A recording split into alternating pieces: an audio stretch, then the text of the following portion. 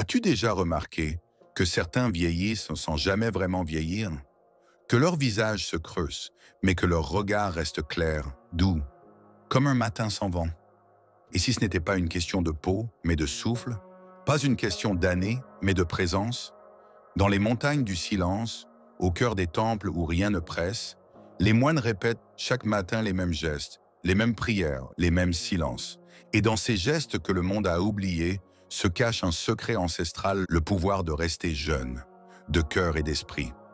Ce que tu vas découvrir ici, ce n'est pas une routine à recopier mécaniquement. C'est une voie, un art de commencer la journée comme on commence une vie, avec conscience, avec gratitude, avec un cœur pur. Si tu ressens que le monde va trop vite, si tu sens que quelque chose en toi cherche la paix, la profondeur, alors reste. Car à la fin de cette vidéo, tu comprendras peut-être pourquoi ce sont les premiers instants de la journée qui façonnent toute une vie. Abonne-toi si ces paroles résonnent et partage en commentaire « Je choisis de commencer mes matins en conscience ». Maintenant, écoutons ce que les anciens ont à nous transmettre. Dans le Dhammapada, il est écrit « Ce que nous sommes aujourd'hui résulte de nos pensées d'hier. Notre esprit est tout ». Depuis des siècles, les moines bouddhistes honorent ce principe chaque matin. Ils ne se lèvent pas pour courir. Ils ne se lèvent pas pour répondre au monde. Ils se lèvent pour modeler leur esprit avant qu'il ne soit emporté par le tumulte. Le matin, disent-ils, est un seuil sacré. Un instant fragile où l'ego n'est pas encore debout, où l'illusion du moi est encore endormie et où la conscience peut respirer librement. Dans l'agitation moderne, ce rituel a été perdu. Le monde préfère les réveils bruyants, les écrans froids, les obligations qui arrivent avant même qu'on ait regardé le ciel. Mais dans les monastères, on se souvient. On se souvient que la jeunesse du cœur n'est pas dans le corps, mais dans la capacité à vivre chaque jour comme s'il était nouveau. Et c'est précisément cela qu'ils pratiquent, une renaissance quotidienne. Ce que tu vas entendre maintenant, ce ne sont pas des croyances. Ce sont des clés de sagesse, nourries par des millénaires de silence, de contemplation et de compassion. Chaque matin, bien avant que le soleil ne réchauffe la terre, les moines bouddhistes se lèvent. Leur réveil n'est pas dicté par l'heure, mais par le silence du monde. Ils savent que le moment juste avant l'aube est un moment entre deux mondes, le monde des rêves et le monde des formes. C'est là qu'ils commencent. Pas par des paroles, pas par des gestes mécaniques, mais par une présence totale. La première action n'est pas physique, elle est intérieure. Ils s'inclinent mentalement devant la vie. Avant même d'ouvrir les yeux, certains récitent un mantra. « Je suis éveillé, ce jour est un don. Puisse-t-il être vécu en pleine conscience ?» Le corps encore immobile, ils observent leur respiration. Pas pour la contrôler, mais pour revenir à l'instant, car la jeunesse véritable commence dans la fraîcheur du moment présent. Puis ils se lèvent, doucement, comme on entre dans un temple. Leur premier geste est souvent celui de l'eau. Se laver le visage avec conscience, non pour se réveiller, mais pour se purifier. C'est une offrande à eux-mêmes, un rituel simple mais chargé de sens. Je choisis d'éveiller non seulement mon corps, mais mon esprit. Ce geste, si tu le fais avec lenteur et présence, peut devenir un acte de renaissance. L'eau devient plus qu'un liquide. Elle est le miroir de ta clarté intérieure. Après l'eau, vient le silence. Dans les monastères, on ne parle pas au réveil. Les mots attendent que l'esprit soit clair. Car les premiers mots que l'on prononce peuvent soit apaiser, soit troubler le cœur. Les moines marchent, pas pour aller quelque part, mais pour ressentir le sol sous leurs pieds. La marche du matin est une méditation en mouvement. Chaque pas devient un souffle. Chaque souffle devient une offrande. Ils savent que le rythme du monde extérieur s'impose à nous toute la journée. Mais dans ces premières minutes, ils choisissent de rester maîtres de leur rythme intérieur. Dans cette marche lente, un secret opère. Le cœur ralentit, les pensées s'éloignent, et l'enfant intérieur, celui qui voit le monde avec des yeux neufs, peut enfin s'éveiller. Puis vient la gratitude. Assis sur un coussin ou simplement sur le sol, les moines ferment les yeux. Ils murmurent parfois des mots simples. « Merci pour ce souffle. Merci pour ce jour. Merci pour ce corps qui me permet de servir. » Ce n'est pas une prière tournée vers un Dieu extérieur. C'est une reconnaissance du miracle d'exister, ici, maintenant. Cette gratitude, répétée chaque matin, devient une médecine. Elle rend le cœur léger, Le regard clair, l'esprit jeune. Quand le silence a été honoré, quand la marche a rétabli le lien entre la terre et l'âme, les moines s'assoient. Pas pour fuir le monde, mais pour s'unir à lui sans bruit. La posture est droite, mais sans tension. Le visage est paisible, mais éveillé. Et l'attention se tourne vers le souffle, ce maître invisible qui nous accompagne depuis notre naissance. Leur méditation n'est pas une recherche, c'est un retour à la source de tout ce qui est. Parfois, ils répètent un mantra, des mots simples mais puissants qui résonnent dans le silence intérieur. Par exemple, Om Mani Padme Hum, ou puissent tous les êtres être libres de la souffrance. Ce n'est pas une récitation mécanique, c'est une vibration d'intention. Chaque syllabe purifie un recoin de l'esprit, chaque mot réoriente la conscience vers la compassion. Puis dans ce calme retrouvé, ils posent une intention pour la journée. Pas un objectif, pas une ambition, mais une orientation intérieure, une qualité à incarner comme « Aujourd'hui, je marcherai avec douceur ». Aujourd'hui, je ne nourrirai pas la colère. Aujourd'hui, je serai une présence paisible pour ceux que je croise. Ils savent que l'esprit est comme un jardin et que chaque intention du matin est une graine. Si elle est plantée avec soin, elle germera dans les actes, les paroles, les pensées. Et c'est ainsi que jour après jour, ils cultivent une jeunesse qui ne dépend pas des années, mais de la pureté du cœur. Pourquoi tant d'êtres cherchent-ils à rester jeunes, tout en nourrissant chaque jour ce qui les vieillit intérieurement? Ce n'est pas le temps qui épuise l'âme, c'est l'attachement. L'attachement à ce qui change, à ce qui nous échappe, à ce que nous croyons posséder, mais qui ne nous appartient jamais vraiment. Les moines le savent. Ils ne cherchent pas à retenir la vie. Ils apprennent à la laisser circuler. Chaque matin, ils méditent sur l'impermanence. Non pas pour s'attrister, mais pour s'éveiller. Ce corps passera, ces pensées passeront, mais la conscience que je cultive, elle demeure. C'est cette conscience, stable, paisible, lumineuse, qui garde le cœur jeune. Non pas jeune comme un enfant, mais jeune comme une rivière qui continue de couler, sans jamais se figer, sans jamais se défendre contre le courant. Dans le monde moderne, nous voulons contrôler le corps, les émotions, le futur. Mais plus nous résistons, plus nous nous raidissons. Et c'est la raideur intérieure qui vieillit l'âme. Les moines, eux, cultivent de la souplesse. Une souplesse de l'ego, une capacité à ne pas tout prendre personnellement, à voir les pensées passer comme des nuages, à ne pas s'y accrocher. Ils méditent aussi sur le non-soi. Cette vérité difficile à accepter, je ne suis pas ce que je crois être. Je ne suis ni mes souvenirs, ni mes blessures, ni mon image. Cette prise de conscience lente, répétée, profonde, dissout le poids intérieur.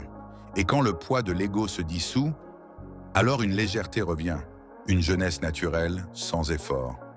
Si tu veux vraiment comprendre pourquoi certains vieillissent plus vite que d'autres, regarde moins leur peau et plus leur regard.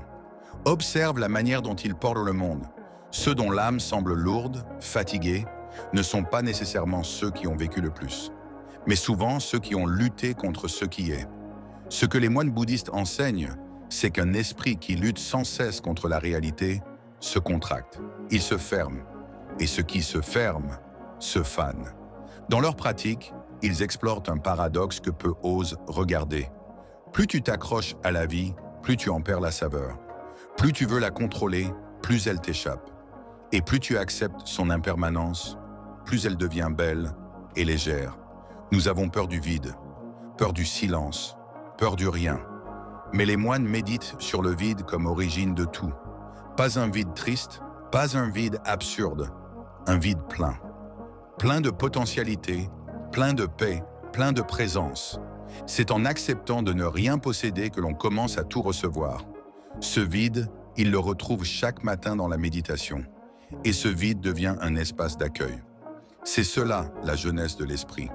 La capacité à ne pas remplir sans cesse, mais à accueillir ce qui est. Le monde moderne, lui, te dit de remplir. Remplir ton agenda, remplir ton frigo, remplir ton esprit de distraction. Mais les anciens savent que le trop est une fatigue et que l'essentiel ne se trouve qu'une fois le trop dissipé. Ils pratiquent aussi l'art de ne pas réagir. Lorsqu'une pensée les bouscule, ils l'observent. Lorsqu'une émotion s'élève, ils la reconnaissent sans s'y attacher. C'est là une forme de sagesse radicale. Ne pas croire tout ce que tu ressens, ne pas suivre tout ce que tu penses, car tout ce qui apparaît, disparaît. Et dans cette vérité se cache une immense liberté. Les moines ne se battent pas contre l'âge. Ils accueillent chaque transformation comme une offrande. Ils savent que chaque ride est un poème, que chaque fragilité est un appel à la tendresse, et que la vieillesse n'est pas une chute, mais une floraison silencieuse. Ils ont dépassé l'idée que la jeunesse serait liée à la vitesse, à l'énergie ou à la nouveauté. Pour eux, la vraie jeunesse, c'est la capacité à rester libre dans l'instant, à aimer sans attachement, à agir sans attente, à vivre sans résistance. Et c'est pourquoi, même vieux de corps, ils marchent comme des enfants, avec des yeux ouverts, un cœur paisible et un esprit libéré. Toi aussi, tu peux retrouver cela. Pas en imitant les moines, mais en retrouvant en toi ce qui n'a jamais vieilli. Ta conscience nue, ton souffle libre, ta lumière intérieure. Maintenant que nous avons exploré les principes profonds qui maintiennent l'esprit jeune, comment pouvons-nous, dans notre quotidien, appliquer cette sagesse? Ce que les moines font chaque matin n'est pas un secret éloigné. C'est une pratique accessible à tous ceux qui choisissent de vivre consciemment. 1. Le rituel du matin, l'intention du jour. Commence ta journée en établissant une intention claire. Cela ne prend que quelques instants, mais cela réoriente ton esprit. Les moines savent que l'intention du matin façonne le reste de la journée. Cela peut être aussi simple que « Aujourd'hui, je choisis d'être calme et présent. Aujourd'hui, je nourris ma paix intérieure. » Chaque intention doit être authentique, ancrée dans la réalité du moment. C'est une graine que tu plantes pour que chaque moment de ta journée soit aligné avec la sagesse que tu désires cultiver. 2. La méditation, retour à l'instant présent. Les moines méditent chaque matin, non pas pour fuir le monde, mais pour revenir à l'essentiel. Essaie de méditer, même 5 minutes, dès que tu te lèves. Asseyez-vous confortablement. Ferme les yeux. Observe ta respiration. Sentez l'air qui entre, l'air qui sort. Laisse tes pensées passer comme des nuages, sans t'y attacher. Tu peux répéter un mantra simple comme « Om Mani Padme Hum » ou même « Je suis ici maintenant ». Si ton esprit vagabonde, c'est normal. Ramène-le doucement à ta respiration. C'est un acte de présence, pas de perfection. 3. Le silence, se reconnecter à l'intérieur. L'une des pratiques les plus puissantes des moines est le silence. Avant d'engager des paroles, laisse quelques instants de silence chaque matin. Ne précipite pas ta journée avec des bruits ou des distractions. Accorde-toi un moment d'intimité avec toi-même. Ce silence te permet de reconnecter avec ton propre rythme, de sentir ce qui est réellement important pour toi ce jour-là. Si tu le peux, commence ta journée sans regarder ton téléphone, sans allumer la télévision. Les premières heures sont sacrées. Le monde extérieur attendra. Ce silence intérieur est essentiel pour préserver une jeunesse mentale. 4. Le mantra de gratitude, nourrir le cœur. Un autre exercice que les moines pratiquent régulièrement est le mantra de gratitude. Tu peux répéter en silence ou à voix basse des mots simples qui t'ouvrent au présent. Merci pour ce jour, merci pour ce souffle, merci pour cette vie. Gratitude pour la journée à venir. Gratitude pour ton corps qui fonctionne sans que tu aies à y penser. Gratitude pour le miracle de l'existence. Ce petit geste change ton regard sur la vie. Cela ramène la jeunesse dans le cœur, car la gratitude nous ouvre à l'abondance. 5. La nourriture. Pratique de présence et de simplicité. Les moines mangent en pleine conscience, chaque bouchée étant une offrande sacrée. Tu peux aussi appliquer cette pratique au moment du repas. Mange lentement. Accorde-toi le temps de savourer chaque bouchée. Au lieu de remplir ton esprit de pensée, laisse chaque sensation passer. Sentez la texture, le goût, la chaleur ou le froid des aliments. Manger devient alors une forme de méditation. Ce n'est pas une simple nécessité, mais un acte de respect envers la vie. 6. La respiration. Ancrage dans le corps. La respiration est l'un des outils les plus simples, mais puissants, pour se reconnecter à soi-même. Lorsque tu te sens stressé, tendu ou fatigué, arrête-toi un instant. Ferme les yeux, prends une grande inspiration et prends conscience de chaque souffle. Laisse le ventre se gonfler à l'inspiration, se dégonfler à l'expiration. Cela te reconnecte instantanément à ton corps et apaise ton esprit. Tu peux même répéter ce mantra de respiration. Inspire la paix, expire la tension. Ces pratiques sont accessibles, simples et puissantes. Elles ne nécessitent pas de changement radical dans ta vie, mais un engagement à être présent à chaque instant. Tu n'as pas besoin d'imiter les moines pour expérimenter leur sagesse. Il suffit d'intégrer ces petits gestes sacrés dans ton quotidien. Un instant de gratitude, une respiration, un silence. Et petit à petit, tu verras que ta jeunesse intérieure, celle de ton esprit et de ton cœur, se renouvelle chaque jour. Pas par l'extérieur, mais par l'intention de vivre pleinement. Tu vois, ce que les moines font chaque matin n'est pas un simple rituel. C'est une porte. Une porte qui s'ouvre sur un monde de présence, d'équilibre intérieur et de jeunesse spirituelle.